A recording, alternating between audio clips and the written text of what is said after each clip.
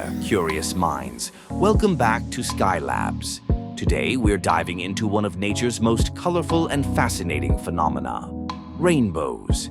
We see them, we marvel at them, but what exactly are they? Let's break it down in this episode of Rainbows 101. So, what is a rainbow? In simple terms, a rainbow is an arc of colors that appears in the sky when sunlight is refracted, dispersed, and reflected through water droplets. But there's so much more to it. All right, let's talk about the science behind it. First off, the sunlight we see as white is actually made up of different colors: red, orange, yellow, green, blue, indigo, and violet. This is where the acronym ROYGBIV comes into play. When sunlight hits a water droplet, it slows down and bends, a process called refraction. Then the light inside the droplet reflects off the back of the droplet and refracts again as it exits. During this journey, the light is dispersed into its different color components, creating the beautiful spectrum we see as a rainbow. The angle at which light refracts inside the droplet varies depending on the color. Red light bends the least, while violet bends the most, which is why red is always on the outer edge and violet is on the inner edge of a rainbow. But why do rainbows appear as arcs? Well, it all comes down to geometry.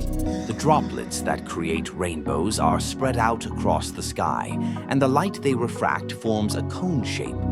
When you look at a rainbow, you're seeing the top section of this cone, which appears as an arc. If you're ever lucky enough to be in an airplane or up on a mountain, you might even see a full circular rainbow. Rainbows are always opposite the sun. This is why they often appear when the sun is low in the sky, like early morning or late afternoon, with rain or mist in the opposite direction.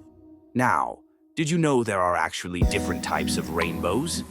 The most common one is the primary rainbow, but there's also a secondary rainbow, which is fainter and has the color order reversed.